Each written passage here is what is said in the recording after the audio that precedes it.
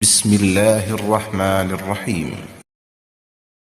Assalamualaikum warahmatullahi wabarakatuh. Sobat-sobat, kita bersama lagi di channel saya dalam dakwah Islam pencerahan.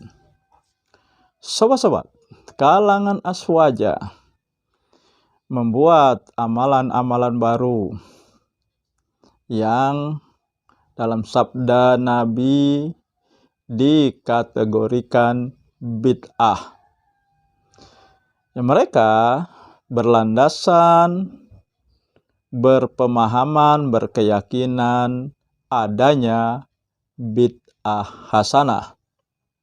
Dan mereka mendasarkan bid'ah hasanah itu kepada perilaku Umar bin Khattab, sahabat yang menambahkan bacaan ketika i'tidal, sahabat yang ketika mengimami sholat selalu membaca Qul huwallahu ahad. Kemudian sahabat Bilal yang setiap selesai berwudu melaksanakan sholat sunnah.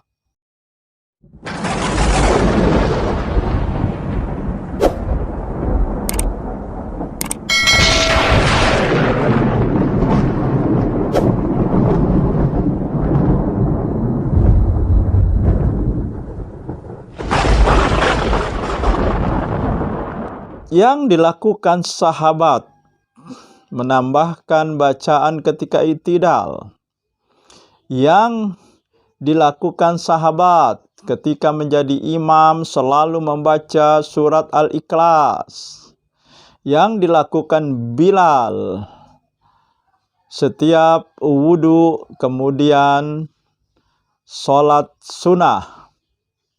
Semua itu mereka kerjakan ketika Rasulullah masih hidup, sehingga ada yang menentukan benar dan salah dari perbuatan itu. Kemudian yang mereka lakukan tidak keluar dari yang diajarkan Nabi atau dicontohkan Nabi. Ya, masalah membaca surat, ya memang Nabi setelah membaca Al-Fatihah membaca surat. Kemudian sahabat yang menambahkan bacaan i'tidal, ya memang ada ya bacaan i'tidal ketika bangkit dari ruku. Bilal juga melaksanakan sholat sunnah setelah wudhu, memang ada sholat sunnah. Dan kalangan wasja berkilah. Kalau dikatakan sahabat melakukan ketika Nabi masih hidup, sahabat Umar melakukan, mengumpulkan orang sholat tarawih berjamaah, Nabi sudah meninggal. Sebenarnya disinilah kekeliruan yang terjadi. Karena yang dilakukan Umar bukan bid'ah, sama sekali bukan bid'ah. Rasulullah melaksanakan sholat tarawih berjamaah. Oke lah. Semua itu ya terjadi perdebatan sengit mengenai dalil-dalil tersebut. Nah, mari kita tujukan, kita lihat bagaimana bid'ah-bid'ah yang dilakukan kalangan Aswaja. Misalnya acara tahlilan, peringatan kematian, dan tawasul. Dari mana sandarannya? Dari mana dasarnya? Tahlilan, dari mana dasarnya? Sehingga bisa dikatakan itu bid'ah hasanah. dari Nabi dan para sahabat tidak pernah melakukannya. Tawasul,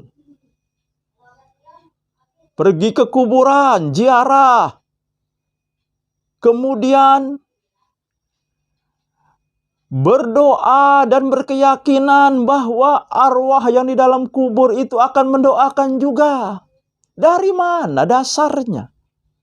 Kalau ini mau dikatakan bid'ah hasanah, tidak ada dasarnya.